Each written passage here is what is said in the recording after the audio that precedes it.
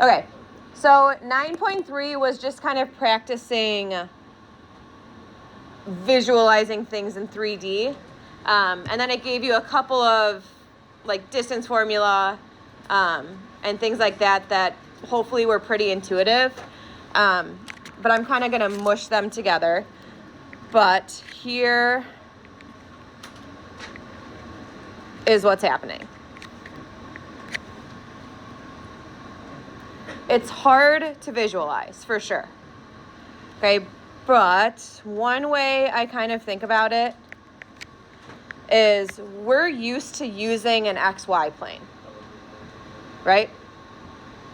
Yes, Mrs. Geisler, super used to that. Okay, thanks, Mason. You're right. Okay, so I think of like the XY plane is like the piece of paper you're used to doing this stuff on, and then Z is just sticking out of the paper. Okay, so the XY plane is flat and Z is sticking out of the paper. Another way you can think about it is this, I missed. This is the floor.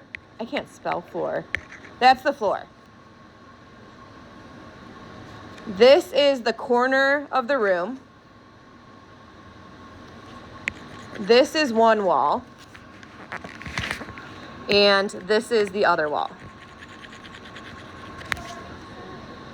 Okay, so like if you look at this corner, this is the Z-axis.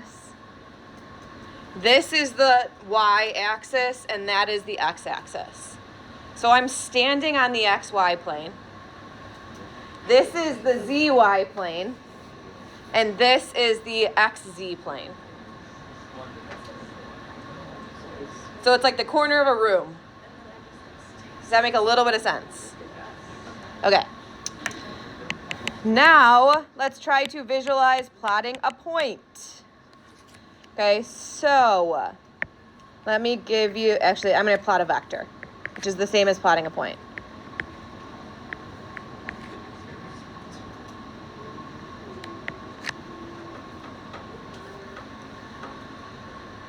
Okay. For some reason, I always think it's easiest to start with Y. It's not necessarily the right way to do it. That's where I start. If you start with X or Z or whatever, it doesn't matter as long as you're kind of following the same path. And there's two ways to visualize it. I just do like one thing at a time and make sure I'm moving parallel to whatever axis I'm looking at. So I usually would start with Y. So I'm going to go out to 3 on the Y-axis.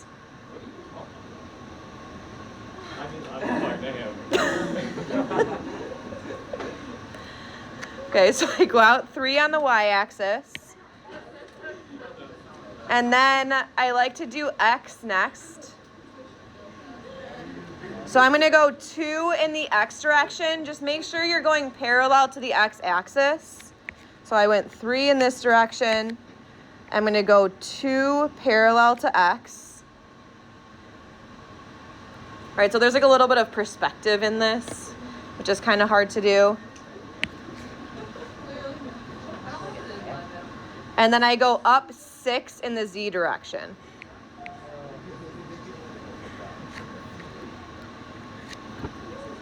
And this is where that point ends up.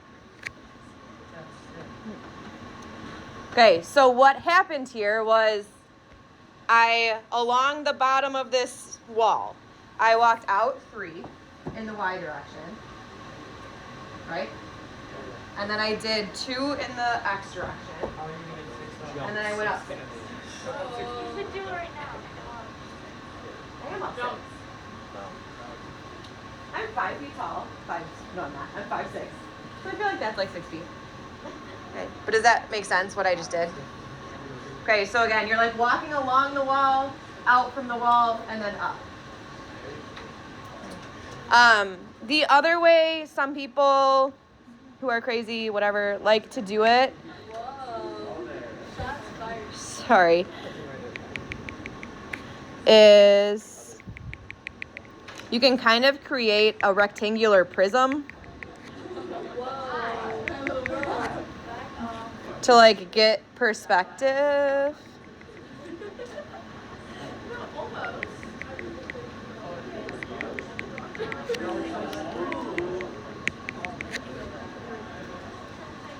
Okay, so if you can see this rectangular prism that's slightly janky, yoo-hoo, please get it under control.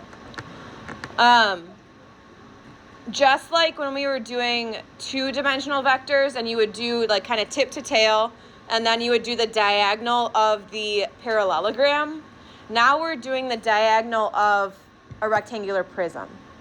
Okay, so the origin is the initial point of my vector, and then the vector is crossing like the inside of this rectangular prism to the opposite corner of the box.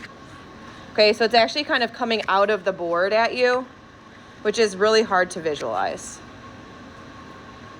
But can you see it a little bit? Okay. Okay, so I gave it to you as a vector, so that would be your final answer. All right, why don't you try vector u,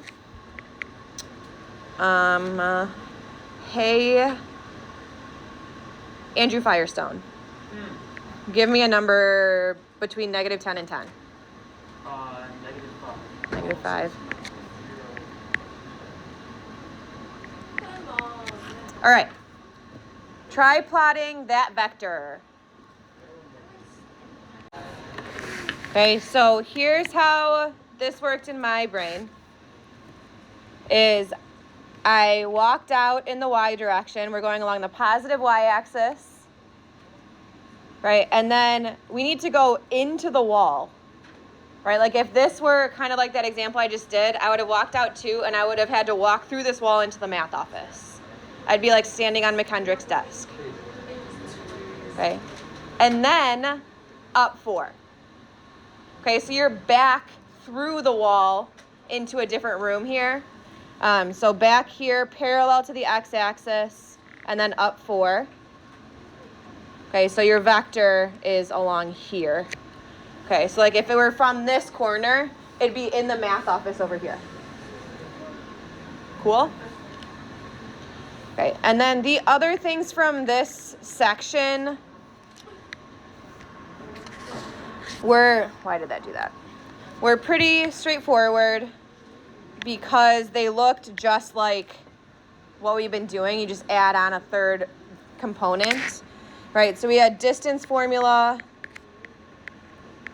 / magnitude. You find them kind of the same way. The only difference with magnitude is one of your points is at the origin, so it's just 0.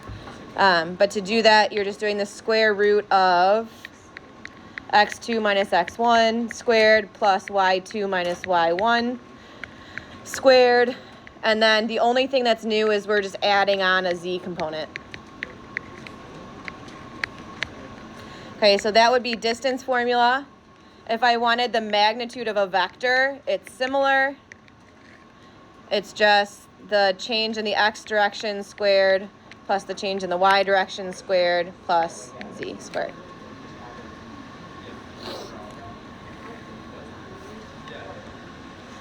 Okay, and then same for the dot product.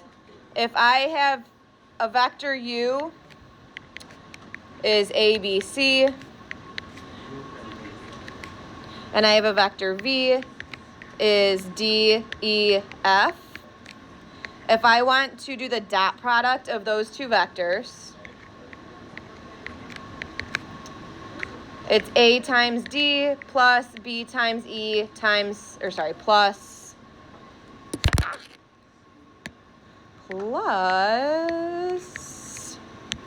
c times f. Okay, so same thing you've been doing, just with an extra component in the z direction.